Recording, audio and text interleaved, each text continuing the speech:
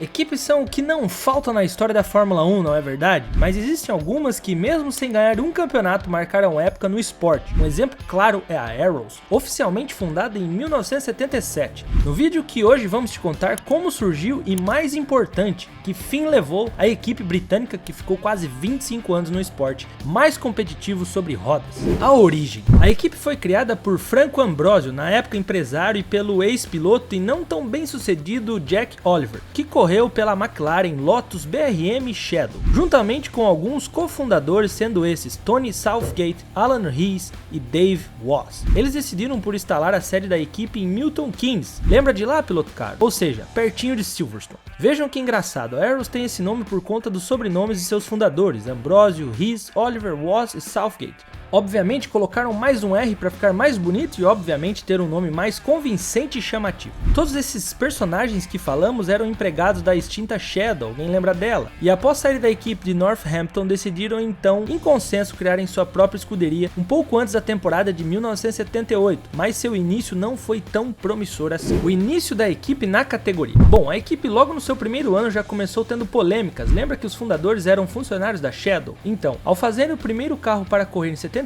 digamos que eles copiaram o carro da Shadow, igual uma certa Racing Point em 2020, lembra? Bom, as entidades superiores do automobilismo entenderam claramente o plágio da equipe britânica e barraram o primeiro carro. Sendo assim, a Arrows fez seu carro em menos de 60 dias, um exemplo de velocidade, mas como diz a frase, né, a pressa é inimiga da perfeição. Além de todo esse problema, um dos fundadores, Franco Ambrosio, estava preso por irregularidades financeiras. Mas calma que ainda não acabou. Um dos pilotos que a equipe havia contratado, Gunnar Nilsson, foi diagnosticado com câncer no estômago, o que fez ser afastado, levando a equipe a contratar Riccardo Patrese. Nilsson infelizmente veio a falecer ao final de 78, vítima do tumor. Bom, apesar de todos esses fatos complicados, a equipe conseguiu estrear no GP do Brasil de 78, segunda etapa da temporada, mas acabou não conseguindo somar um único ponto. Ao longo de 78, a Arrows foi evoluindo e conseguiu um surpreendente segundo lugar no GP da Suécia com o Patrese, ficando atrás do gênio e saudoso Niki Lauda. Seria a Arrows uma campeã em ascensão nos anos 80. Com a equipe começando a ganhar mais espaço e consequentemente mais experiência na categoria, era óbvio que todos esperavam uma melhor e uma maior disputa dentro da pista. Mas se analisarmos friamente, e mesmo que a equipe foi bem modesta nessa época aí. Entre 80 e 81, Riccardo Patrese ainda se manteve piloto da equipe, mesmo fazendo de tudo para sair, e obteve resultados que marcaram a história na equipe britânica, tais quais uma pole position em Long Beach em 81 e 2 segundos lugares em 80 no GP da Europa Ocidental e outro 81 em San Marino. Inclusive 81 é um ano um tanto quanto triste para a equipe, visto que um de seus mecânicos foi atropelado por Siegfried Storm na largada do GP da Bélgica. Felizmente, apesar de um impacto assustador, o mecânico teve apenas uma perna quebrada. Mas como o vídeo é sobre a Arrows e não sobre acidentes, até porque já temos um vídeo sobre isso aqui no canal, depois você vai lá ver. Resumindo a temporada de 80 e 81, a Arrows teve um desempenho bem fraco, somando apenas 11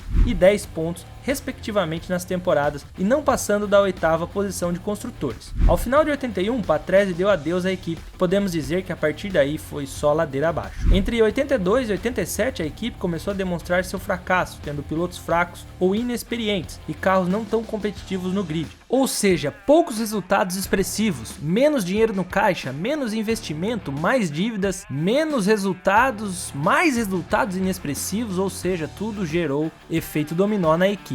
Ao longo desses 6 longos anos de sofrimento, a Arrows só obteve um resultado importante, sendo um segundo lugar em San Marino com o Thierry Botswain, em 85 e nada além disso. Nos campeonatos de construtores, a equipe inglesa foi mais lastimável ainda, não passando de 14 pontos ao longo desse período e tendo como maior qualificação um 8º lugar na própria temporada de 85. A equipe caminhava para um buraco, mas havia ainda uma luz no fim do túnel. Em 88, a escuderia conseguia voltar a ter bons resultados com a A10B, uma adaptação do carro da temporada de 87, e dessa vez a Arrows parecia ter acordado, tendo como melhor resultado um 3º lugar de Eddie Chever em Monza. Além disso, a equipe também teve seu melhor desempenho até aquele momento na Fórmula 1, terminando a temporada na 5ª colocação do campeonato de construtores, somando 23 pontos. Será que agora a Arrows iria decolar? Em 1989 a resposta veio, ela era não, a equipe não iria decolar, muito pelo contrário, novamente a equipe teve um desempenho modesto e sem nenhum resultado resultado importante, tendo como classificação final em 89 um 7º lugar, somando 13 pontos apenas. Mais uma vez a equipe estava decepcionando todo mundo. Internamente as contas não estavam indo muito bem e tudo isso seria cobrado em um futuro bem próximo. Os anos 90. Os anos 90 iniciaram-se sendo uma verdadeira decepção para a Aeros, que só conseguiu se manter no grid após uma boa ajuda financeira de Otaru Ohashi, dono da empresa Footwork.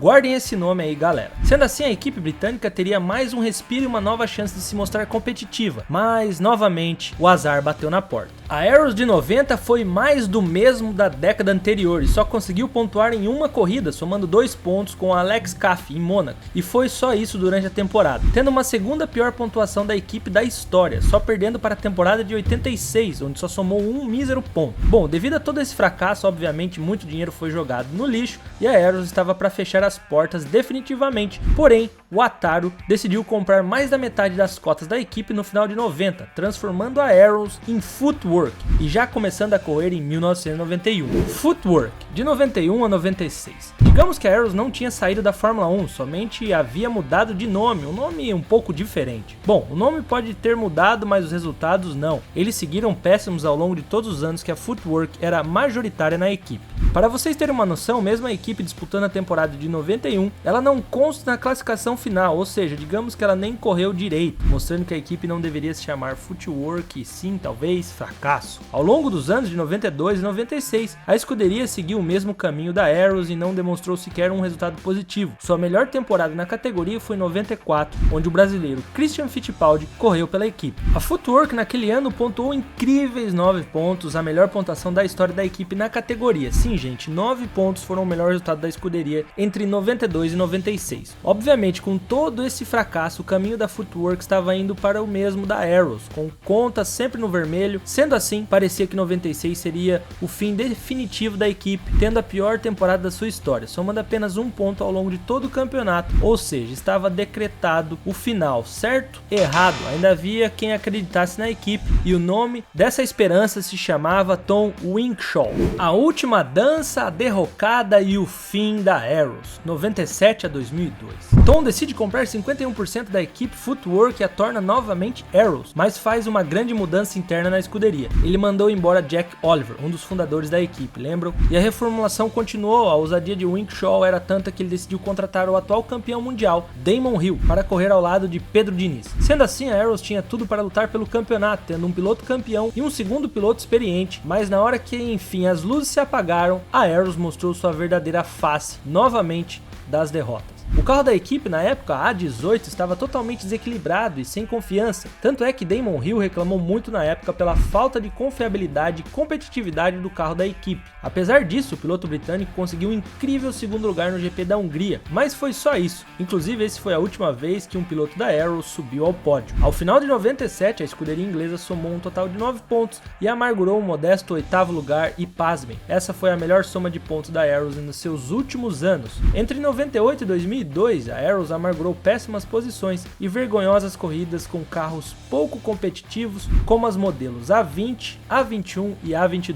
E pilotos não tão qualificados ou que não estavam com coragem de pilotar pela Aeros, há exemplos de Henrique Bernold e Tora Takagi. Esse aposto que você não lembra. E todo aquele caminho estava sendo traçado novamente. A melhor pontuação da escuderia durante esses anos de 2000, quando pontuou 7 pontos e ficou de novo numa 7ª colocação de construtores. A sequência de resultados ruins, combinados com uma péssima administração interna, culminou nos mesmos problemas antigos que a Aeros sempre viveu. Mas dessa vez não havia mais luz no fim do túnel, nem que tivesse uma esperança ainda de compra para a equipe. Era zero, estava tudo acabado. A Aeros fechou definitivamente suas portas no final de 2002. A história da Aeros se compara muito com a de muitas outras equipes que se arriscaram no mundo da Fórmula 1 e também acabaram fracassando, tais quais Caterham, Marussia, Shadow, entre outras. Porém, mesmo fracassando, as equipes marcaram época no esporte, tendo corridas espetaculares, mesmo sendo poucas e momentos únicos que marcaram a época. E aqui rapidão alguns nomes que passaram pela equipe, os mais relevantes pelo menos. Riccardo Patrese, Thierry Botswain, esses são os que mais têm GPs pela extinta equipe, além de nomes campeões como Damon Hill, Alan Jones, até brasileiros como Chico Serra, Pedro Diniz e outros séries B aí como o pai do Max Verstappen, o Jos Verstappen, Mika Salo, Alonso, Pedro de la Rosa e por aí vai, totalizando 29 pilotos entre o primeiro GP da equipe até o seu último, fechou?